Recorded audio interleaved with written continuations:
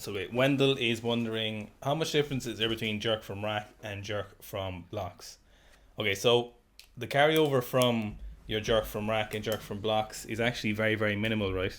Sorry, not minimal. Sorry, that's the wrong answer. So the the difference between the two of them. So if one person lifter A did only jerk from rack and lifter B only did jerk from blocks, the impact you would get onto your clean and jerk would be actually be the same if, and this is the kind of the difference between the two of them, per kilo from your jerk from the rack is worth more to your clean and jerk. So let's say one lifter has a clean jerk of 150, that lifter jerks 160 from rack, then the lifter from blocks does 160.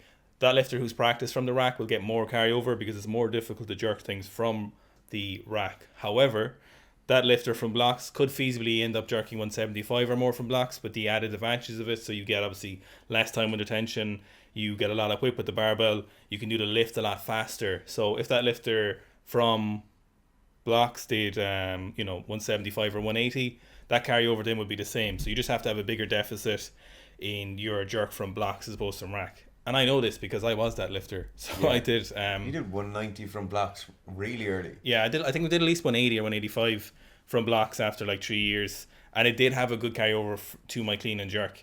However, subsequent different training cycles, I've done jerks from rack where I've done just a little bit more for my jerk, clean and jerk, and it also has had a good carryover. So, given both of them, if you have an option to do blocks, I would always pick blocks because it's less injury prone.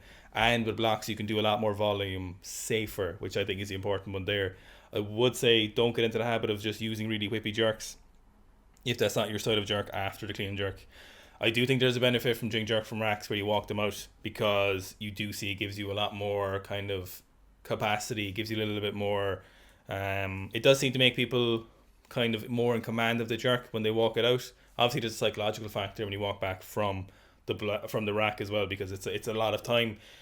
The thing as well when you're walking back from the racks, if you don't get set up okay, like if you don't get set up exactly perfectly, you know that feeling when it's in your front rack and you just slightly off on one side or it's like a little bit off It's in your crushing palm. your soul. If it's crushing your soul, but even if it's something like slightly off in your palm or you've stepped back and your one foot is slightly turned out, it can really fuck up the whole lift. So I think there's the advantages from being really paceful with your jerk from rack. There is advantages to that. What you could do if you had an option of both of them is you could do a lot of your volume from blocks. So you could do your 5-6 triples from blocks, and then you could go for your max from the rack for that single and just drop each one.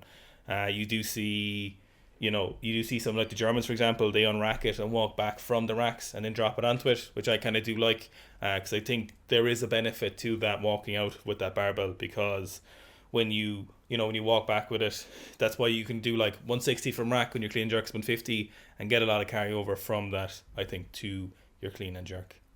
I've thought about this before.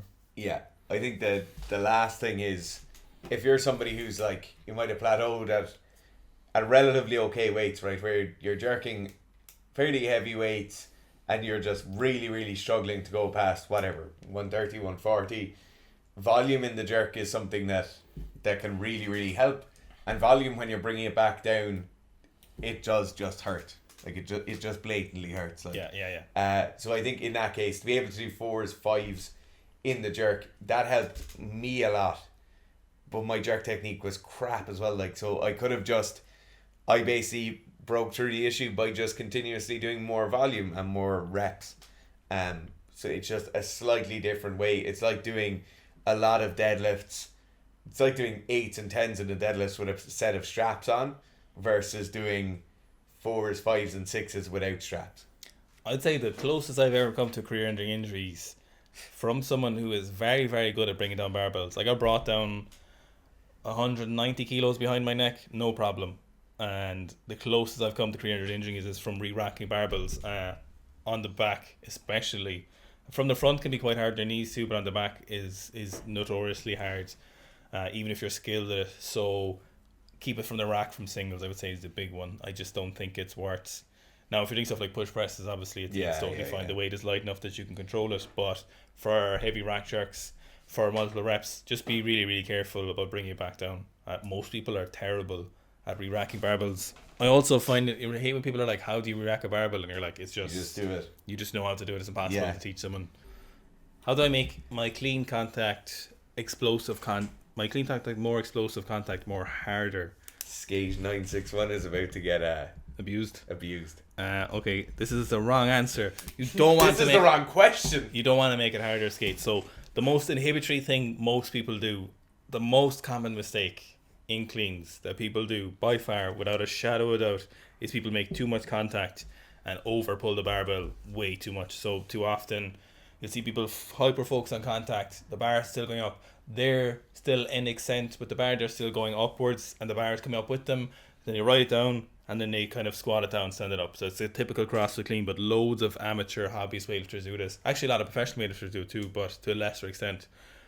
The least useful part of your clean is the clean contact. The clean contact would add less than probably 20% to your lift. So the pulling the barbell up and getting under faster, and your ability to pull harder in the third pull as you get under the barbell is 80% of the work. So the bar speed, your body speed, and your ability to actively pull in the turnover is what's useful. Making more contact is worthless. It's actually more contact is inhibitory to the clean.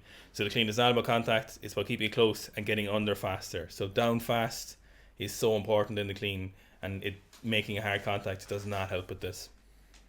My main kind of point on this, right, is that a lot of you will follow Garth on Instagram, right, or everyone will realistically follow Garth on Instagram, and if you were watching a few weeks ago, Garth did the no contact lift, he did snatch and he did clean and jerk. You'll notice a load of people took him up on the snatch, right? Loads and loads and loads of people sent back videos doing no contact snatches.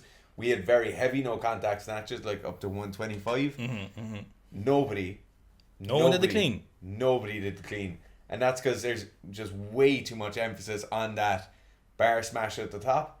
I'm as guilty of this as anyone. It's a Fitzgerald special. Nobody's smashier than me.